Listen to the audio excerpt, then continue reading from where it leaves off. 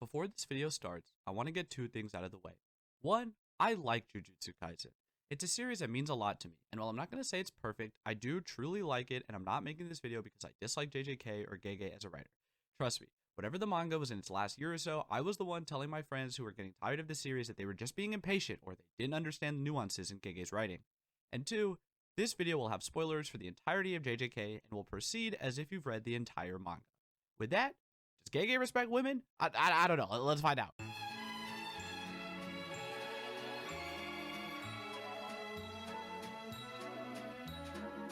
I want to take you back to a simpler time.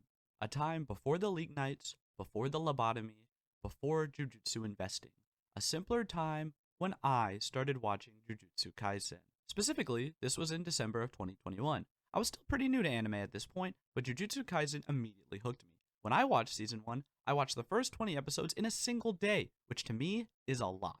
Then, in March of the next year, the JJK Zero movie came out and I watched it in theaters. And while I wasn't reading the manga at the time, it was in the middle of the Sendai Colony battle part of the Culling game. I was absolutely loving JJK, and I wanted to know what other people had to say about it. So, I went online, and at this point, the discussion around Gege's writing of women was extremely positive.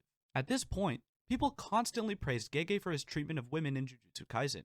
To a lot of people, the lack of fan service, female characters who were strong in fights, and direct engagement with ideas of womanhood put Gege in a tier above other shonen authors. People loved to talk about Nobara's fight with Momo, and how Nobara's talk about womanhood was something other anime could learn from.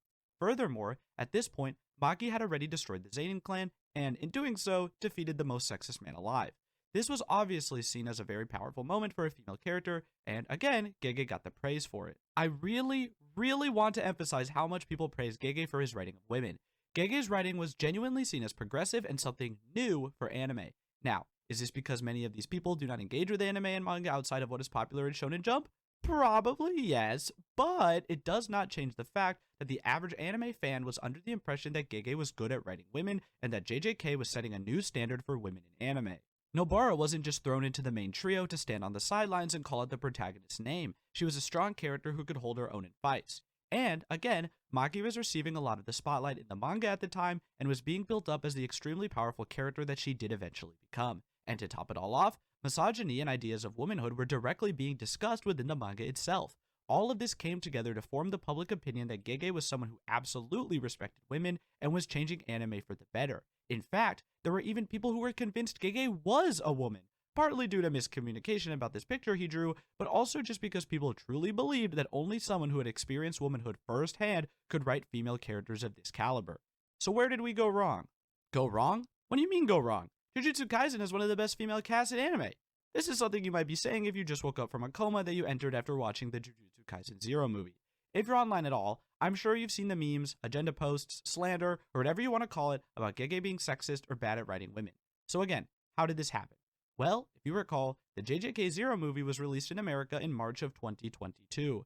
Notably, this is before the incident.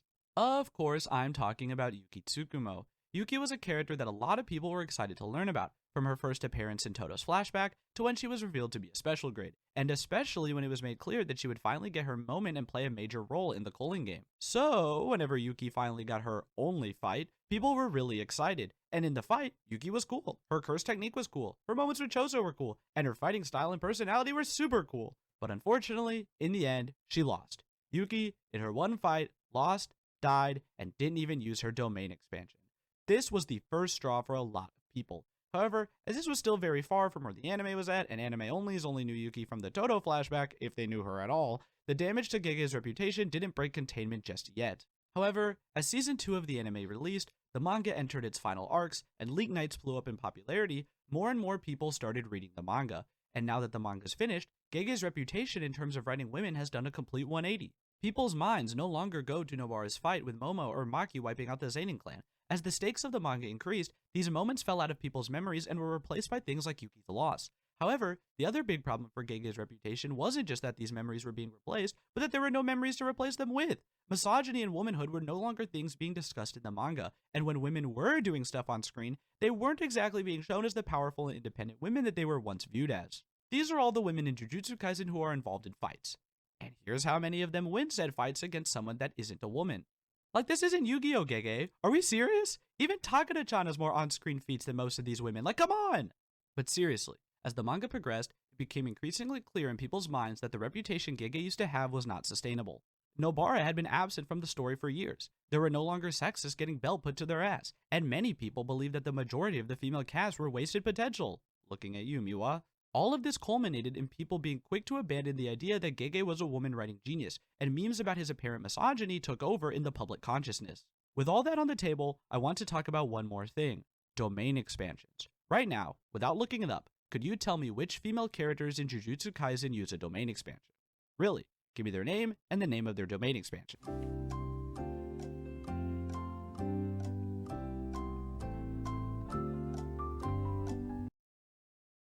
Maybe I'm wrong, but I truly believe that the majority of you watching this video could not give me that information. The answer, by the way, is Yorozu, and her domain is called Threefold Affliction. Yorozu, a character who, no disrespect to her fans, is not a character that gets a lot of love, is the only female character to use a domain expansion on screen, and she does it 80% of the way into the manga. Yorozu, the character who is only in the manga for 9 chapters.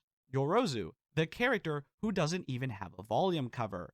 Yorozu, the character whose biggest legacy is incest memes and Sukuna showing off his knowledge of haikus.